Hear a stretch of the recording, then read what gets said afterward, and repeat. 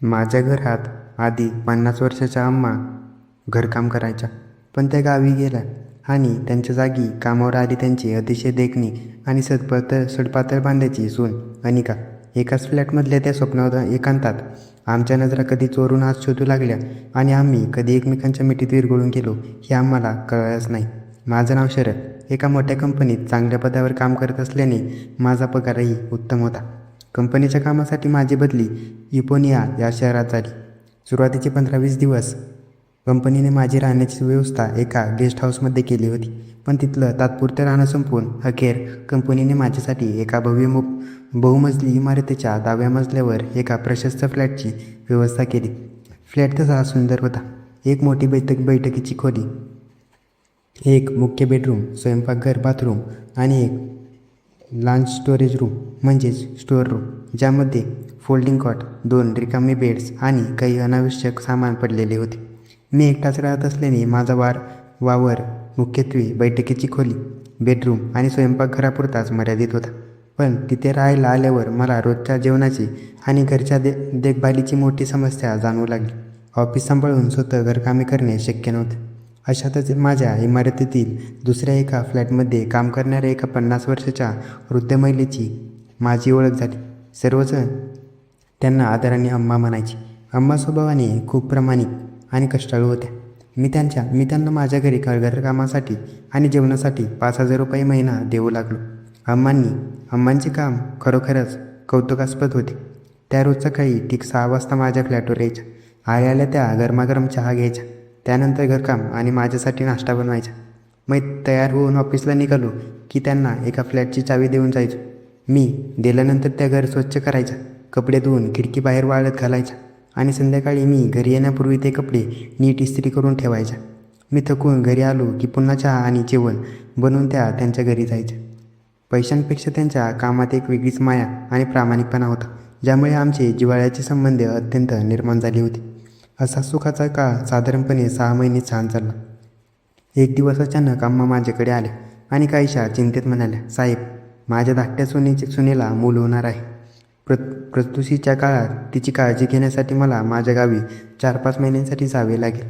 त्यामुळे तुम्ही कामासाठी दुसरी मालकीण शोधून द्या किंवा तुमची परवानगी असेल तर माझ्या मधल्या सुनेला माझ्या जागी कामावर पाठवू का?" अम्मांचे हे शब्द ऐकून मी क्षणभर थबकलो. माझा संयम सुटू चालला होता. मी म्हणालो, "अम्मा, तुम्ही हे काय म्हणत आहात? मला तुमच्या हाताची सवय झाली आहे.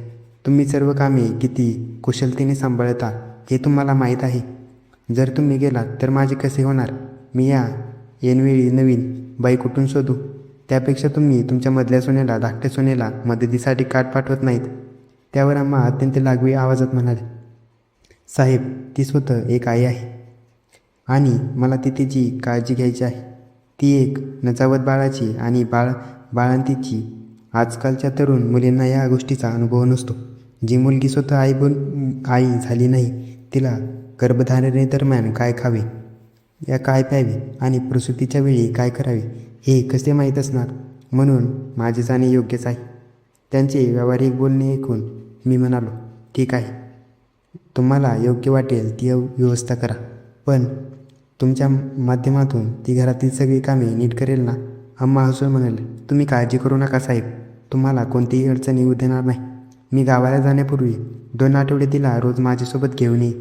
त्या 2 आठवड्यात मी तुमच्या आवडीनिवडी आणि घरातील सर्व कामे व्यवस्थित शिकवून देईन."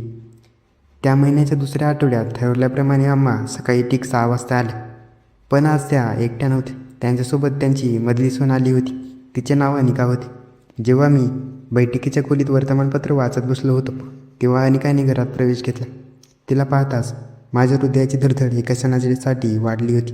ती अतिशय देखणी आणि सौंदर्यवती होती. केळता सडपातळ बांधा, लवचिक आणि मखमली त्वचा कोणाचेही भान उडवून टाकणारी होती.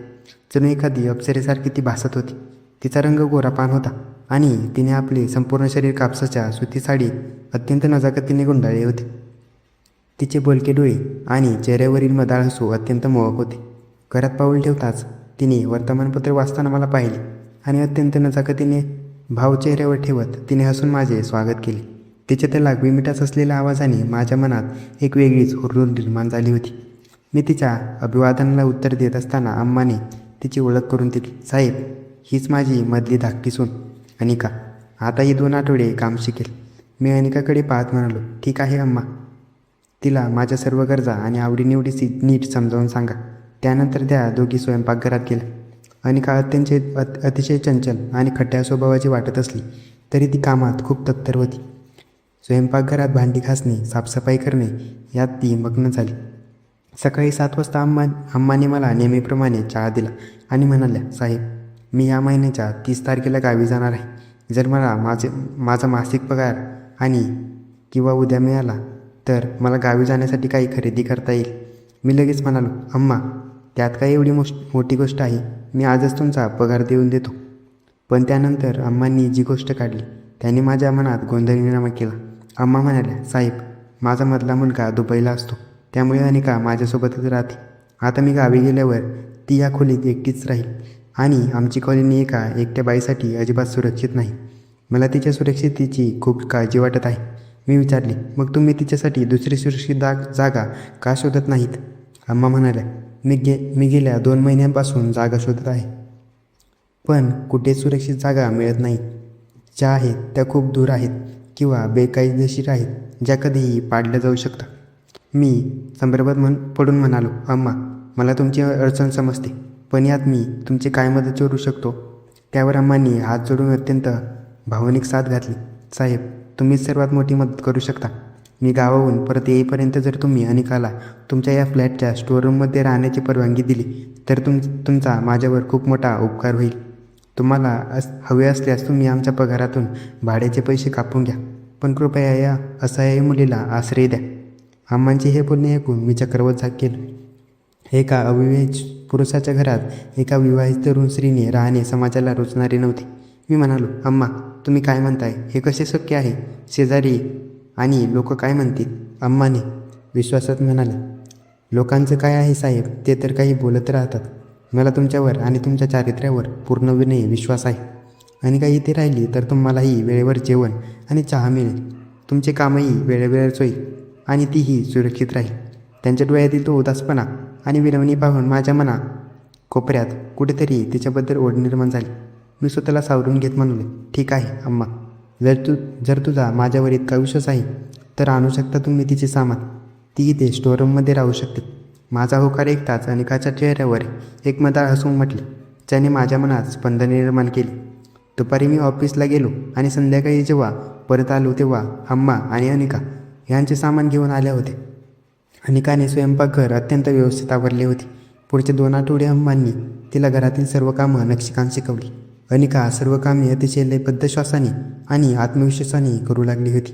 अखेर महिन्याच्या शेवटच्या दिवशी अम्मा आपल्या गावी निघून गेल्या. आता या मोठ्या फ्लॅटमध्ये मी आणि ती अतिशय देखणी अनिका दोघीच उरलो होतो. एक संपूर्ण एकांत आमच्या दिमतीला होता. अनिका घराची सर्व काळजी घेत होती. तिची चालढाल आणि घरात वावरण्याची पद्धत माझ्या मनातील पोकळी भरून काढत होती. पुढचे काही दिवस सर्व काही सुरळीत चालले होते. अनिका सकाळी उठून स्वयंपाकघरात काम करायची, मला वेळेवर जेवण द्यायची आणि रात्री काम संपवून स्टोअररूममध्ये झोपायला जायची. तिच्या हाताचा तो हळूवार स्पर्श ज्यावेळी ती मला पाण्याने ग्लास द्यायची तेव्हा माझ्या शरीरात एक अज्ञात ऊब निर्माण व्हायची. अशातच शनिवार उजाडला. सुट्टी असल्यामुळे मी जरा उशिरा उठलो. सकाळी नेहमीप्रमाणे चहासाठी मी स्वयंपाकघरात गेलो तर अनिका तिथे नव्हती. मी बैठकीच्या खोलीत पाहिले, तिथेही ती दिसली नाही.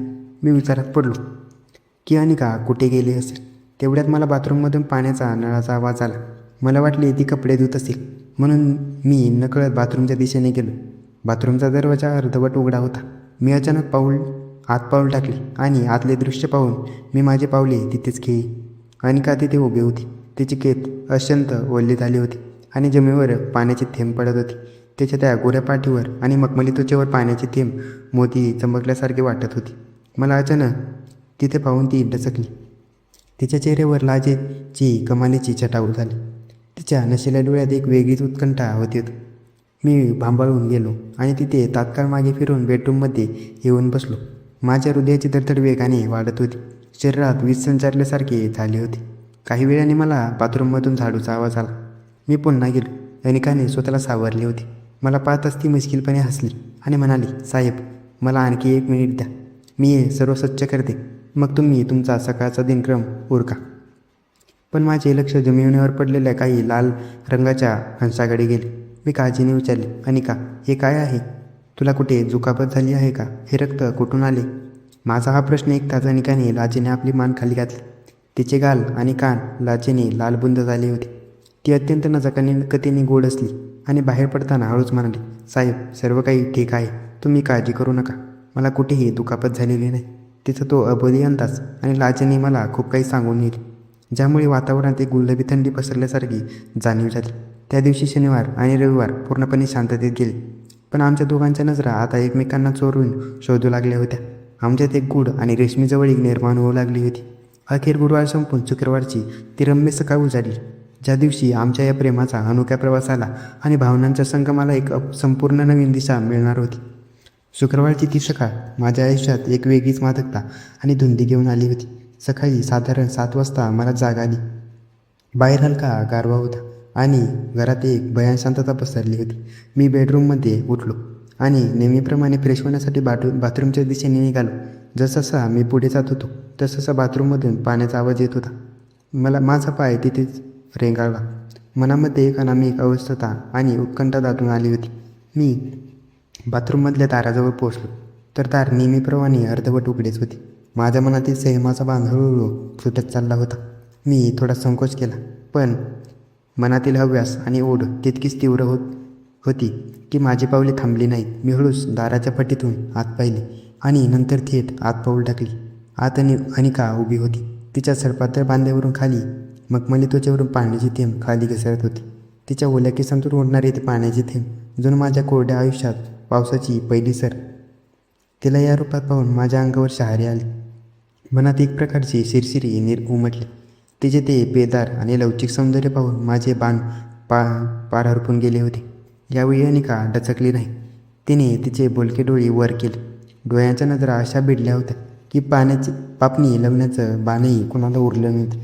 तिच्या त्या नशिल्या नजरेत भीती नव्हती, तर एक वेगळीच मादक ओढ होती. ती माझ्याकडे पाहून अत्यंत मिश्किलपणे आणि हळूहळूपणे तिच्या त्या मधाळ हसू आणि रूपाने मला पूर्णपणे पछाडली होती. माझ्या शरीरात एक वेगळीच उष्णता आणि उत्तेजना निर्माण झाली.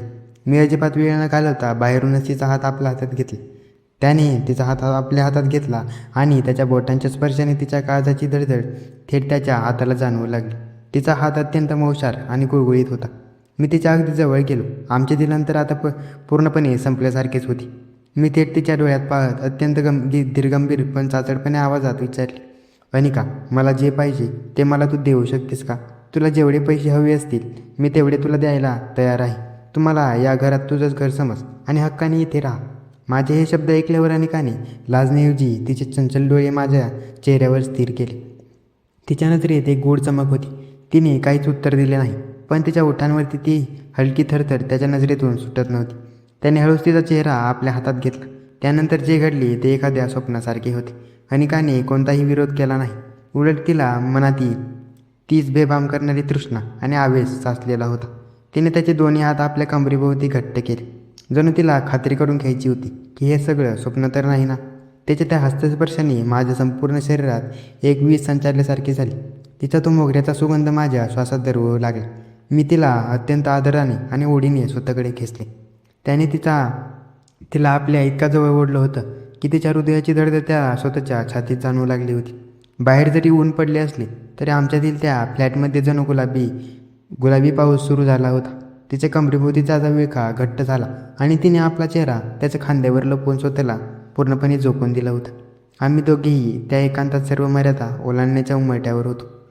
तिचा घामाजलेला चेहरा आणि माझ्या श्वासांची वाढलेली धडधड एकमेकात मिसळत होती. दोघांच्या श्वासाची उष्णता एकमेकात मिसळत होती, जणू बर्फाला आगीचा स्पर्श व्हावा आणि सर्व काही तिथेच विरघळून जावं. अनिका आता पूर्णपणे मधोस झाली होती आणि मीही तिच्या त्या अतुलनीय सौंदर्याच्या बुरळीतून वाहून गेलो होतो. मी माझे बोटे तिच्या केसांतून फिरवू लागलो. त्याने तिचे हळूचबट कानामागे सारली आणि त्याच्या बोटांच्या स्पर्शाने तिच्या अंगावर शहारा आला होता. तिच्या मानेवर माझ्या श्वासांची गरमागरम ऊब जाणवत होती. तिच्या मानेजवळ त्याच्या श्वासाची इतकी उष्णता वाढली होती की तिला स्वतःच्या अस्तित्वाचाही विसर पडला होता. आता आमचा हा प्रेमाचा प्रवास एका अशा वळणावर आला होता. आम्ही दोघेही एकमेकांच्या मिठीत पूर्णपणे विरघळून गेलो होतो.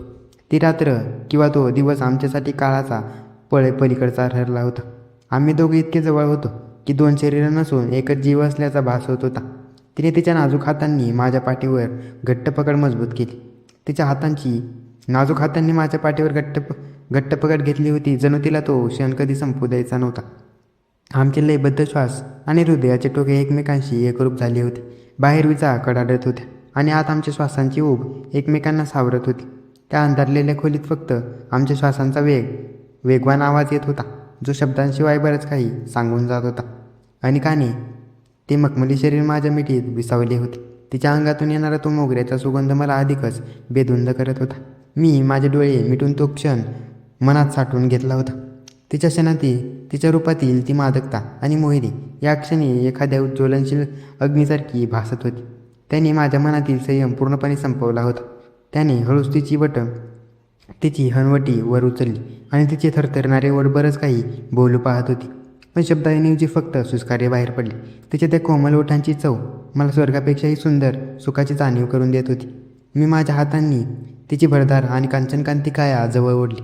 तिच्या पाठीवरून माझे हात फिरू लागले तेव्हा तिने नकळत आपले डोळे गच्च मिटून घेतले होते. तिच्या मानेवर त्याच्या श्वासांचा स्पर्श होतात तिने डोळे मिटून घेतले होते, जणू तो क्षण कायमचा तिथेच थांबावा. तिचा तो नक्षीकांत थरथरणारा हातांना स्पष्ट जाणवत होता. त्याने तिला भिंतीपाशी अडवले.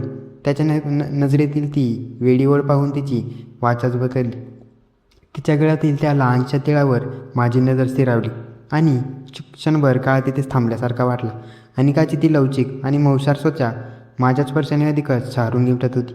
तिच्या मनातील प्रेमाची ओढ आता पूर्णपणे बेवाम झाली होती. दोघांच्याही मनातील संयमाचा बाण आता पूर्णपणे सुटत चालला होता आणि ओढ मात्र शिगेला पोहोचली होती. तिने आपल्या हातांनी त्याच्या मानेला विळखा घातला आणि त्याला स्वतःकडे झोकवून घेतलं. तिच्या त्या रेशमी आणि उभस्पर्शाने माझ्या शरीरात जणू विजेचा करंट धावला तसे झाले. मी तिला हळूच उचलून बेडवर ठेवले आणि माझ्या नजरेतील ती उत्कटता पाहून प्रेमाच्या महासागरात बुडाली होती. तिच्या उबदार श्वासांनी त्याच्या मानेवर एक वेगळी जादू केली होती, जी त्याला अधिकच वेड लावत होती. तिचे ते उन्नत रूप आणि ती मादक शांतता आम्हा दोघांनाही एका वेगळ्याच दुनियेत घेऊन जात होती. तिच्या त्या कानाजवळ जाऊन मी अगदी हळू आवाजात तिचं नाव उच्चारलं आणि त्या आवाजाच्या कंपनाने ती शहारूनच गेली होती.